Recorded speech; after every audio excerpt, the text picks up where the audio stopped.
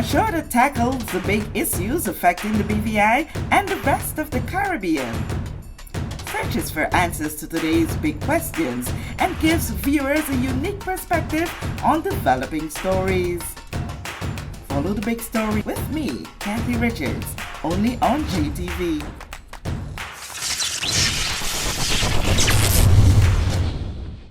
This show is brought to you by the National Bank of the Virgin Islands, Cyril B. Romney Turtola Pier Park, NV Salon, Nail Spa and Barbershop, Tisley Cross Deliciously Smooth Cider, and Digicel, simply more speed, reliability and entertainment.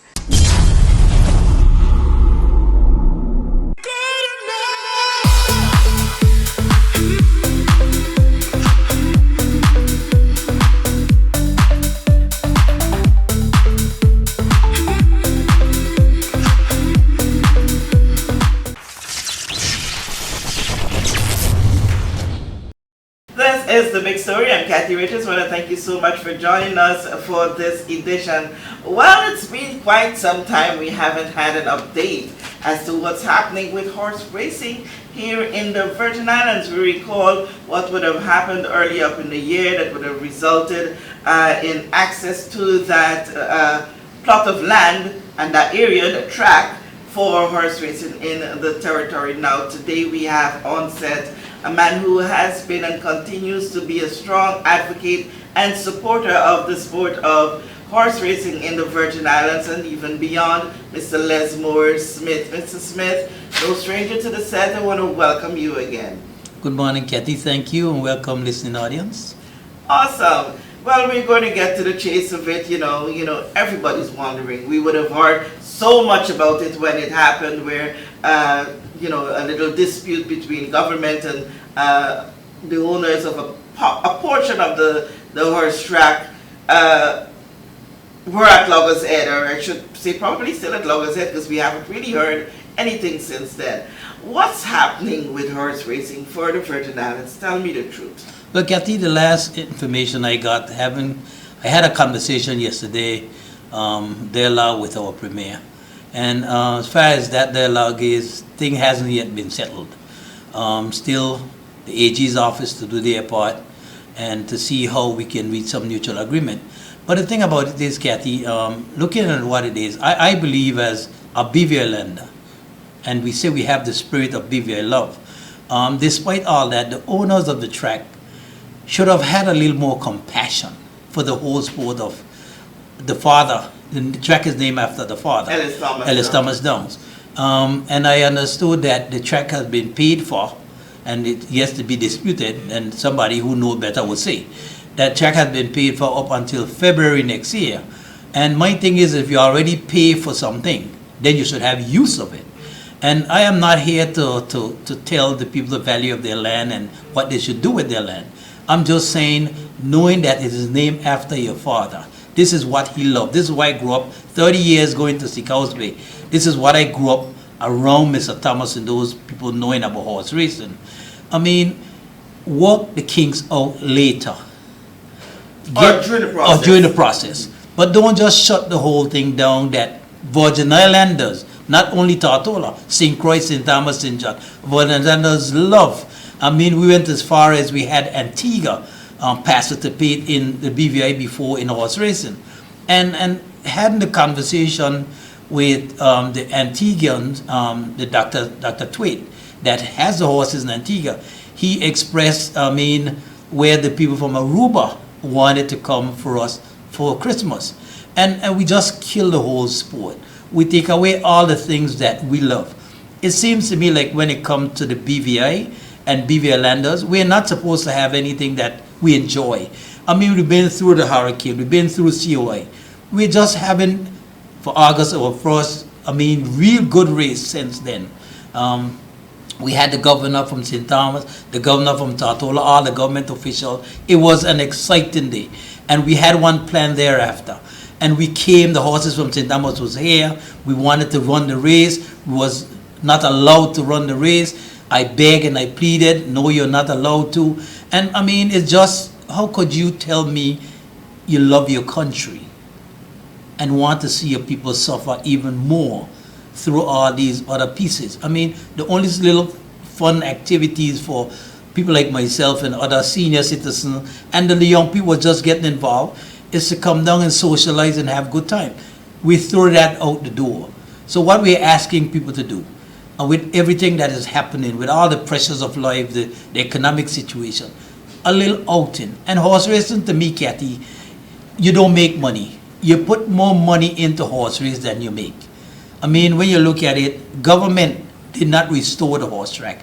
I did. I took it as a leap of faith, not because the finances were there, but because of the love for my country.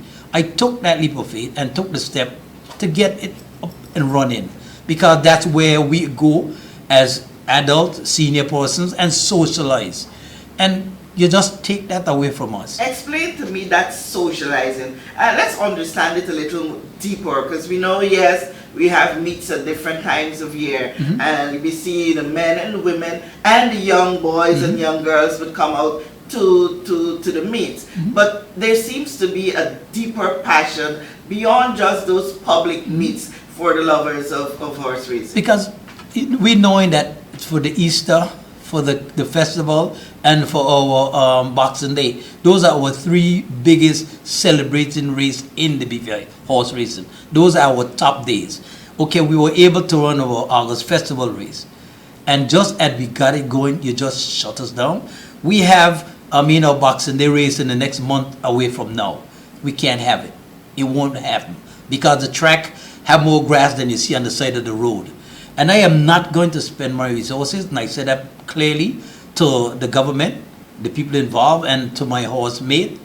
I am not going to take my money anymore, because we had to take all of the surface up the last time, sift the whole sand, and replaced it. And it has a cost. Yes, we get some little help from people in the community, not government, people in the community. But then it is not good when people donate their time, their services to see things happen for us as a community, and then they just gone again. And I am not in any way, as I said, discrediting the Thomas's family, because it's their property, but at the least they should have been more lenient with us, more compassionate with us, at least to get things going. At least let us run our traditional races, since in fact I have heard that they've been paid up until February next year. Yeah. Oh, have you had an opportunity to speak with the Thomases? Several conversations with the Thomases, and I was made clear, please, you're not allowed to use the track. So I took that, I respected that, and that's the situation. I didn't go back on the track. I told the other horsemen, please don't go back on the track.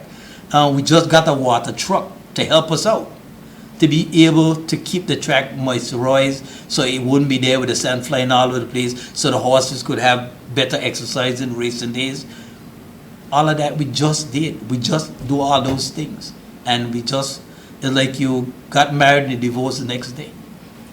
The track, the entire track is not owned by the Thomases? No, it's not. What portion of it is owned by them? If you look at where there's a building inside the middle of the track, if you take that straight across from end to end to the winning pole, that lower portion on the corner towards the gas station area, that lower portion belongs to the Thomases. The other portion up going towards where the basketball court is, that portion belongs to the FOBs. And they have no issues? They have no issues. And then the other portion of it belongs to the government. And so there are three shareholders for the track. My thing is, okay, I mean, I'm looking at it from a business perspective. I can't use the track, fine. Well, you can have the track. You can't use my portion either. So I'll play, you negotiating, this is how I negotiate from a business perspective. I can't use your part. I'm not gonna agree on all the things you're asking me for your part. It's easier for me, I collecting an income every day for whatever amount versus not collecting anything at all for no period of time. I look at it from a business end. So I would have negotiated differently. Okay, can we take off something here? Can we save something there? The reason being, as far as I know, I don't have all the details on what the contract says, but none of the owners do anything with the track in terms of cleaning it or maintaining it besides the horsemen. None of the owners do. So if you're getting a salary, just for a salary's sake, the hurricane came, nobody came to clean up no debris. Nobody come to be sure that the track was in place. The rails were broken. We replaced those because it was our duty to get it back and running. I didn't see no owners for the land came and say, well, can we buy back piece of pipe? I would think they would have an obligation. As I say, I don't know the contract detail. But then if you are doing business, you know, landlord and tenant, you have certain obligation to the deal. But I don't know what the deal is. It seems to me like the tenant have all the obligation to make sure the apartment is kept and the landlord walk free with his rent. I don't know how good a deal that is if that's the deal. So my thing is, I can't have it. So we all do the standoff situation. None of us profiting from it. I don't know. I recommend and suggested, why not let's go and gather. We look at, they have the Breeders' Cup in America that just finished.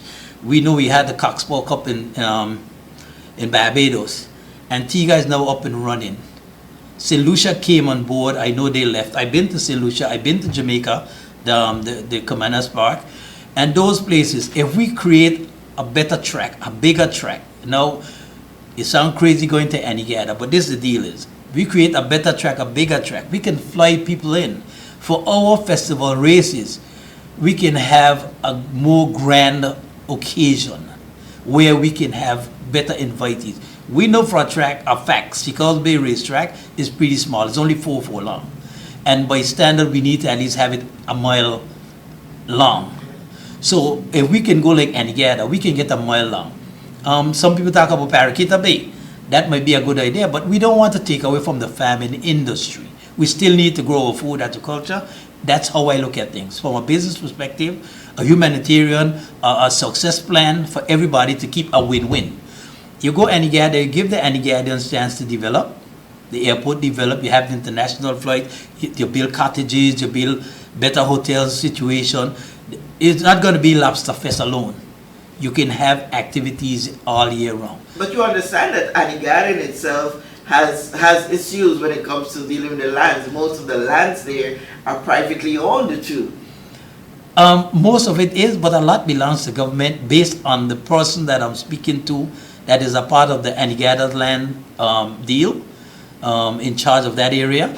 And I had that conversation, and there is enough for us to be able to put the government facility in, the public facility which will be owned by the government, and there are also enough for the Antiguans to still develop and give them an opportunity to become better entrepreneurs and create a better business for themselves and overall the BVI. Because we look at all the other islands around us, the Scrub Island, the Mosquito, where the high-end people go. We create for our own too. We go in together, we create, and we have the people that own Seaview Hotel, the Christopher family. They have property over there. They only have to build a few more. So you create environment for us to create a better, tourism product in our own country. You have the guides for the car racing talk about some place for them to go. We probably have enough room to put them. We can have a whole weekend of activity. The horses run now, the car race now. So when you go to Antigua for this weekend, it's a whole lot of activities. So everybody win-win in terms of, they talk about how you can get the horses there. We sail from here to St. Croix. It's no different to sail from here to Antigua. So the excuses that people are looking for, one of the challenge we have, stepping outside of the box. We don't like to step out. It matters not who bring the idea to the table. If it's workable and everybody's going to benefit, the territory is going to benefit, step outside of the box. You create job opportunity for other people. We want to be able to build the country and look at it more in a sustainable manner. And to do so, you have to create things that are going to have people attracted to what we're doing.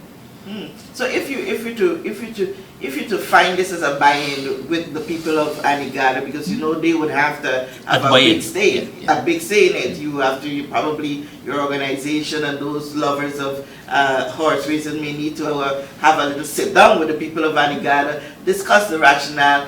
One of the big things for them though would be the ownership of the track.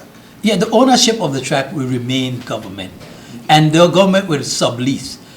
The ownership of the track in St. Thomas belongs to the government of the U.S. Virgin Islands, but it is leased to a private company. But the ownership of it belongs to the government under recreational trust.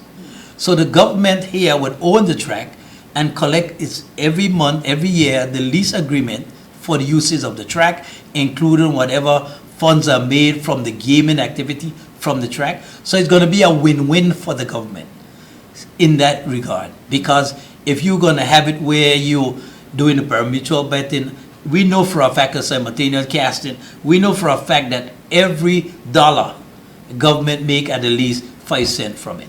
So that's money going to be generating for the government. That's nothing to do with the lease that you have to pay. That's to do with additional coming on top of the lease. So we're going to be able to build a more sustainable country and help ourselves to be more effective in creating jobs and opportunities for all. It's not because I love horse racing. A lot of people in the Virgin Islands love horse racing. And if you look at what we had August Tuesday, you can see a lot of people love horse racing. And the younger folks right now are more getting involved because we had a number of young men. They team up and they were getting involved to go get their horses and come and participate. And it's sad for them because some of them have the horses down there, nothing doing with it. They have to feed it every day, and it's a costly project. A horse is like a baby in a cradle. If you don't look at the child, there's no way the child can help itself. And that's the way a horse is. You have to constantly, every day, twice a day, looking after that horse, feeding, cleaning up after it. It's an expensive project. And more than that, how are they exercising? You have to keep them running Yep. if you want them to remain athletes. Yep. And for right now, they're not even exercising because we can't exercise them. They can't go on the track, period. Because it's not like they can go on the track and you can turn around like a cat, go the other way, and turn like a cat, go the other way. Because horse learn through repetition. I go in this direction and it's for a purpose. So when race day come, I know that's what I have to do. So they learn through that process. So they can't, tell themselves, okay, I have to reach that point and turn back and go. No. So if you do that, have them go in one way. Some people recommend, why don't you use them where you can use? No, you can't do that, Kathy. Because race day, when the horse gets to that point, he's going to think I have to turn and go back the other way. So you know what happened? Everybody running everybody over because I'm going opposite direction as I reach this direction. So they don't work that way. So that's the situation.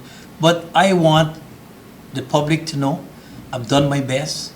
I've gone beyond my best to make sure and to keep horse racing alive in this country. And for right now, it's heartbreaking to see what happened to us after we have invested all that we've done and make sure that we were trying to make the sport our national sport.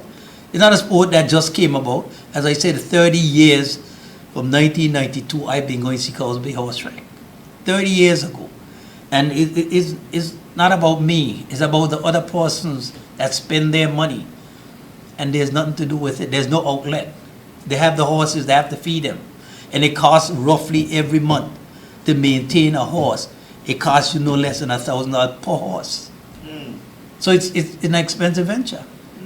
We see St. Thomas is moving ahead with getting their track back in full shape. They're getting themselves ready for competition. What are the perspectives of? Well, we can't, and I said to them, we had a dialogue. I said to them, how can we come and support you? We can't exercise. So you can't go I can't go into journalism and the media if I don't know what I'm talking. How can I go onto the track, go compete with you when you have your track to exercise? You're doing all the things to get your horse ready. I can't just take my horse out of the barn and come and compete with you. I'm not ready for the race. So we can't even support them because we won't be ready for the race. So it's a lose-lose for everybody in this one. We are their biggest supporters. They're our biggest supporters. We can't support them because we can't exercise, and so we can't support them. So they're gonna open their door, but it's gonna be no use to us. This is interesting. With your dialogue recently with the Premier, as you said you would have had, was there any gauge as to possibility of how soon this can be resolved? It seems to me, I don't know who's leading the charge. I don't know who is responsible for the charge. I know this office is under the Ministry of Education, Yeah. and I know the Premier Office is overall responsible for the territory and its financial affairs. So I don't know exactly how that's gonna pan out itself, but I know as the leader have to take control. The leader have to make a decision. The leader have to be in charge. Leadership, whoever come, it's at you. So you can't dodge. I'm responsible, so I have to step up to the plate and fix it. And I'm hoping. But even if it is fixed tomorrow, we still can't run for Boxing Day because the horses takes a period of time to be ready to compete officially. And we need at least 60 to 90 days to get a horse up and ready to compete. So you can't just take them out of the barn in the next 20 days and think it's not going to be good for the horses, it's not going to be good for business, because it's like you get a muscle pull, muscle strain, so it's not going to be a good thing. So you're going to lose your horses trying to make it, and no, it wouldn't be feasible. So definitely no horse races. Whether or not that issue is resolved tomorrow, no horse races for Boxing Day. No, we can't get the horses ready. It's impossible. There's some people that may try, Kathy, to do their own thing at their own risk, but for me personally, I know for a fact mine own ain't going out there, because it's not about winning. It's about the best interest of the horses. You can't put the horse under that rigorous pressure when he's not ready to take it. Because you and I are not going to go out there and try to run a marathon with the guy who runs up the road every day. Because the next thing we hamstring and we home lay up for a while. And I think of it the same way for the horses. I'm not going to do it. For mine own. I can't tell the other person about theirs. But I have the majority, so mine own ain't going, so I don't think it'll be a race. Let's say the people of Anegada, the government, and the other key stakeholders decide, okay, all right, let's let the government have their own. So we have for ourselves with no link to any private property or private ownership. What period of time you see it would take to get a proper track up and ready for use? I would say between 3 to 6 months. That fast? That fast. The reason being, Anegada is already flat. And for the most part, it is just to do the surveying, because it's not like you have to go cut down mountains. And the hardest part to that will be the grandstand and the rails and the sand situation. And those can happen simultaneously, where you can put in those in place. If we don't get the great grandstand right away, fine. But we can do development in stages. And if there's to me, a feasible deal negotiated and the government have all this in place, now you look for a private interest to be able, like the guys that was about to take over St. Thomas Horse Track from St. Croix St. Thomas, a private interest like those that are investors, or you look for people within the BVI that might have the interest of creating a company, knowing that now you're creating a business venture for your own people as an investment, because if you have all the structures in place, it's a viable, business, because you're having all the game activities that are going to help you with the funds, because those are the things that you see keep Belmont running. It's because they have all of this simultaneous casting where you can sit there in the booth and watch races and bet. Those are the things that help to keep them running. We don't have that. So what happened is we have to look for sponsors. And they also have sponsors as well, like Coca-Cola that throw in because that's the drink of the day, whatever it is. We also have we'll have to look for sponsors as well to be able to offset some of the costs. But for now, the couple businesses that are in the BVI that we log on to every year, it is not feasible because everybody's going through the changes of the pandemic, the hurricane. So the money is not there like that. But if we can create it where we can have our tourism product up and running, when the people come, they're going to leave some money in your tilt somewhere because they're going to go and bet on a horse somewhere back in Miami. They didn't win, so where that stays in your purse, in your country, and all those bits and pieces. So you can win-win off of it. And we're not asking to be a gambling sepulcher. We are saying we have to come up to the speed with the rest of the world in order to be competitive. Because people do come. One governor that was there, his friend, a friend that was with him, asked, where can I go and place my wage? And we had to let them know there's no way you can do that. But man to man is illegal, so we don't recommend that either. So they come, and they are tourists as well. Is there any way we can go to the window? But there's no window. So when they come, they're looking to be able to look at the horse and, okay, I like number 2. I want to bet on number 2. And they may lose, so that money stays with you. And government get theirs, and you get yours. Okay. All right. It's a lot. I feel your passion for the sport, and like the many other people who look forward to this coming up, and I can even imagine how you feel at this time, knowing that the Christmas season is upon us, and Boxing Day is when we buy our hottest gears. Yeah. The ladies look forward to that special outfit, and the guys are well sharp, and everybody's down there at the Ellis Thomas Downs. But this Christmas, sadly, so it does not seem any bit possible.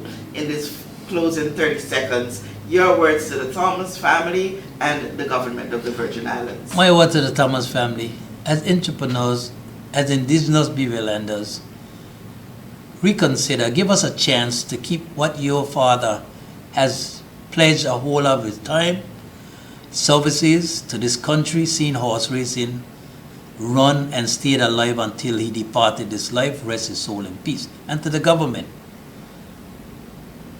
be in charge, take the mantle, make a decision, make a call. Thank you. Thank you so much, Mr. Lesmore Smith, as always, for sharing your heart on especially this particular issue.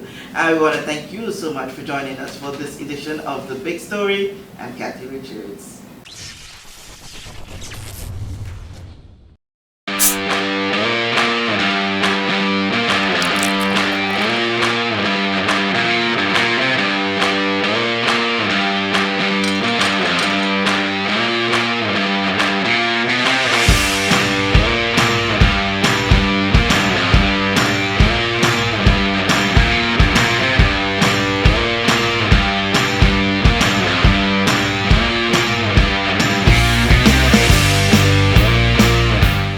We know that where you choose to bank matters, and it is your vote on what your funds do in strengthening our community. As your official Bank of Paradise, we invest and support the lifeblood of our economy by helping in the realization of personal goals for homeownership, education, and entrepreneurial visions, which support small businesses. We make it our place to connect with persons and worthy causes, and we have been doing so for more than 30 years. Where your money goes and what your dollars empower are your choice. And we thank you for choosing us, a bank that gives where it matters the most, for you, for our community, and a happier tomorrow. The National Bank of the Virgin Islands.